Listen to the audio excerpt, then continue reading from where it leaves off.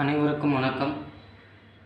பகுதி தமிழ் அறிஞர்களும் தமிழ் தொண்டும் பார்த்துக்கிட்டு இருக்கோம். புதுக்கவிதையில் பிச்சைமூர்த்தி ஐயாவை நேற்று பார்த்தோம். இன்றைக்கி சீசு செல்லப்பா அவர்களை பார்க்கலாம்.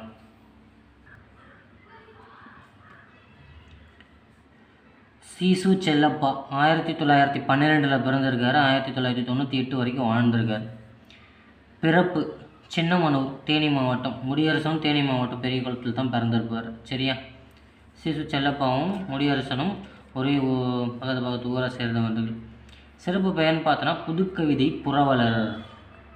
சரியா? சீசு செல்லப்பா முக்கியமான ஆள். புதுக்கவிதையின் புரவலர் என்று அழைக்கப்படுறார். சரியா? இவர் முதலாக எழுதத் தொடங்கிய இதழ் சுதந்திர சங்கு. சீசு செல்லப்பா அவர்கள் முதலில் எழுதத் தொடங்கிய இதழ் என்ன?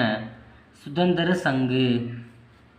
இவரை ஊக்கப்படுத்திய இதழ் மணிக்கொடி. சரியா? நம்ம 8ஆம் வகுப்பு புத்தகத்தில் மனித எந்திரம்ன்ற ஒரு பாடல் இருக்கும். அது எங்கேருந்து எடுக்கப்பட்டுச்சுனாலும் மணிக்கொடி என்ற இதழில் தான் வெளிவந்திருக்கும். சரியா? இவரை சிறந்த எழுத்தாளராக அறிமுகப்படுத்திய சிறுகதை எதுன்னு கேட்டிங்கன்னா சரசாவின் பொம்மை. ஓகேவா? சரசாவின் பொம்மை யாருன்னு கேட்டால் சீசு செல்லப்பா. அவரை சிறந்த எழுத்தாளராக அறிமுகப்படுத்திய சிறுகதை. ஓகேவா?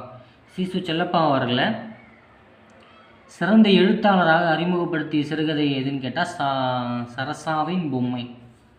1958 எழுத்து என்ற இதழில் தொடங்கினார். இதுதான் முக்கியமானது.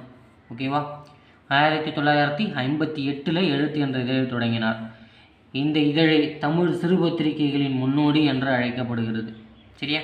தமிழ் சிறு பத்திரிகைகளின் முன்னோடி எதுன்னு கேட்டால் எழுத்து தான். அது 1958 தொடங்கினவர் சீசு செல்லப்பா. இவரது சாகித்ய அகாடமி விருது பெற்ற நாவல் எதுனா சுதந்திர தாகம். ஃபஸ்ட்டு சுதந்திர சங்குன்றது தான் எழுதினார். அதுலேருந்து அந்த சுதந்திரன்றது அந்த வாக்கியத்தின் மேலே அவருக்கு ஒரு பெரும் பற்று இருந்தது. ஸோ சுதந்திரத்திற்கான தாகம் எவ்வாறு இருந்தது அப்படின்றதுக்காக அது ஒரு நூலை எழுதினார். 2001ஆம் ஆண்டு அது வெளிவந்திருக்கும். இவரின் ஆய்வு கட்டுரையான மௌனியின் மனக்கோலம். எழுத்தாளர் மௌனியின் சிறுகதை உக்திகளையும் உண்மை நிலையையும் வேறுபடுத்தி விவரிக்கிறது. ஓகேவா? அவருடைய யுக்தியையும் உண்மை நிலையையும் வேறுபடுத்தி விவரிக்கிறது மௌனியின் மனக்கோலம் அப்படின்ற ஒரு புத்தகத்தை சீசு செல்லப்பா அவர்கள் எழுதுகிறார். சரியா? ஐயா அவருடைய சிறுகதைகள்.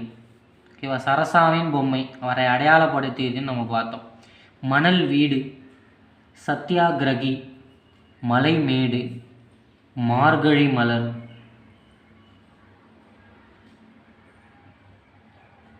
PS சிறுகதை பாணி, ராமையாவின் PS சிறுகதை பாணி.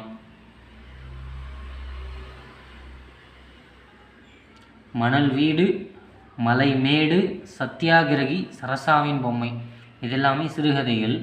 நாவல்கள்னு பார்த்தோம்னா வாடிவாசல், குறும்புதினம். இப்போ நம்ம வெற்றிமாறன் இயக்கிக்கிட்டு இருக்க வாடிவாசல் சூர்யா நடிச்சிட்ருக்காரு இல்லையா? அந்த படம் நம்ம சீசு செல்லப்பா அவருடைய குறும்புதினம் தான். அதை தான் படமாக அவர் நரேட் பண்ணி எடுத்துகிட்டு வந்துட்டுருக்காரு. சரிங்களா? ஜீவனாம்சம்னா என்ன? கருணை பிறந்த மனைவிக்கு கணவனும் மனைவி கொடுக்கறது இல்லையா? அதுதான் ஜீவனாம்சம்னு சொல்லுவாங்க. ஞாபகம் வச்சுக்கோங்க. சுதந்திர தாகம் சாகித்ய அகாடமி 2001 வாங்கியிருக்காரு. தமிழ் சிறுகதை பிறக்கிறது. யாருடைய நூல்? சீசு செல்லப்பா அவர்களுடைய நூல். சரியா? இவர் உதவி ஆசிரியராக பணிபுரிந்த இதழ்கள் எதுன்னு பார்த்தீங்கன்னா சந்திரோதயம், தினமணி, எழுத்து அவரோட தான். தினமணி இன்றளவும் வந்திருக்கக்கூடிய ஒரு சார்பு இல்லாத பத்திரிகைன்னு சொல்லலாம். சந்திரோதயம் இருந்தது இதுக்கு முன்னாடி. சரியா? இது 3துலேயும் தான் சீசு செல்லப்பா அவர்கள் உதவி ஆசிரியராக பணி செஞ்சுருக்கார். சரியா? சீசு செல்லப்பா அவர்கள் ஒரு முக்கியமான புதுக்கவிதையில் இருக்கக்கூடிய ஒரு மனிதர். முக்கியமான கேள்வி எதுன்னு கேட்டால் எழுத்து என்ற இதழை தொடங்கியவர். சரியா? தமிழ் சிறு பத்திரிகைகளின் முன்னோடி என்று அழைக்கப்படுகிறது.